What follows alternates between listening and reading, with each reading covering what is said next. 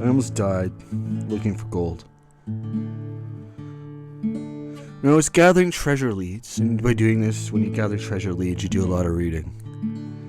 And there was a book about the Fraser Canyon, Bruce Hutchison. And in this book, it mentioned that some prospectors were chased into a cave near China Bar by some extremely angry natives.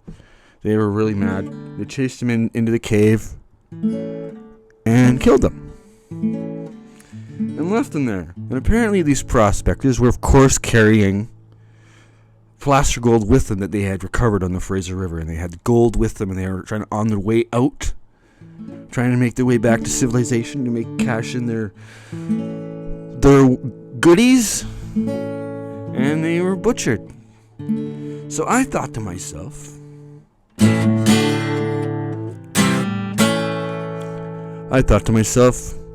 I'm gonna look for that cave.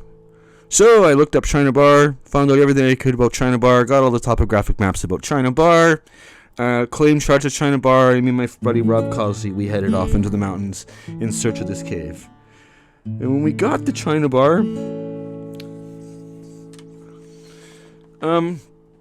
well, we didn't find any caves right away. Caves seem to be quite elusive in this treasure quest, but we did find ruins of old cabins and all kinds of old prospecting garb, so that we were on the right track. The prospectors were here. So we headed up China Bar Creek, which is actually called Scuzzy Creek.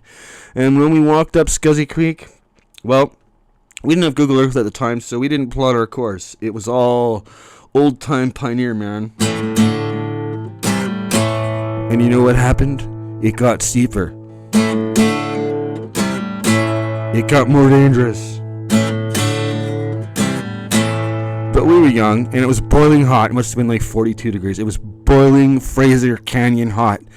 And we were crossing the river, and at one point we, had to jump off a waterfall into the river and swim across, and got to the other side, climbed up the cliffs. It's boiling friggin' hot. We would just keep climbing, and it kind of got steeper, right? And we kept climbing up on the it was the east side.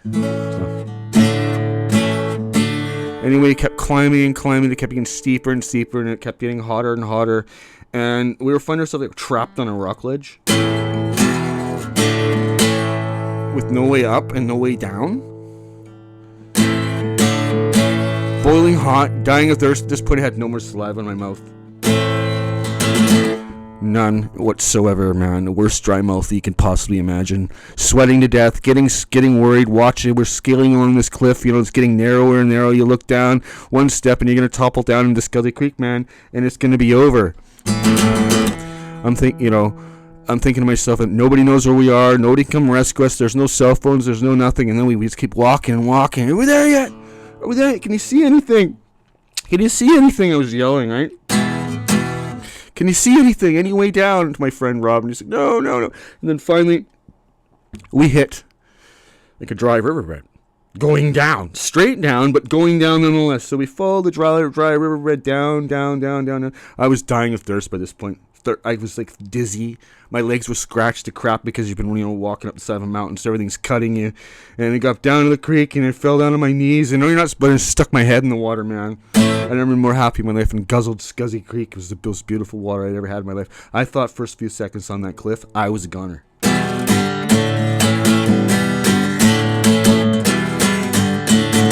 I described the whole experience in this book I wrote called Seekers of Gold, which is out there. It should be more established than it is, because it's been around a while. But, I had a small website collapse, which is a whole nother story. You know what it is? Curse of the Frozen Gold 1.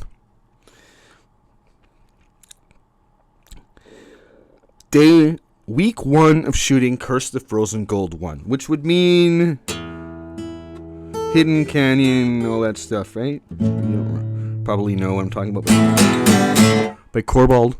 And anyway, when I got back to civilization and my phone was able to reconnect I found out my website had been taken out by the Palestinian Liberation Organization. And not just my website, but the entire server. Wiped off the face of the earth. Gone. First experience of the curse, man. There'll be way more to come than that. This is curse 1 we're talking about too, not curse 2. Yeah. So that was the end of Spindle Explorations. It could never recover from that. It's been like a limping thing ever since. And then the server got wiped out by the evolution of the internet. Just the way websites are hosted. And then rebuilding the websites, like, oh, is it worth the hassle? Do you miss Spindle at all? Any out there? Spindle forums? Spindle? The information that used to be on my wonderful webpage?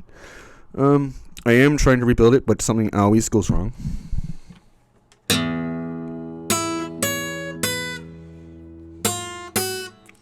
Something always goes wrong. So what else can I tell you?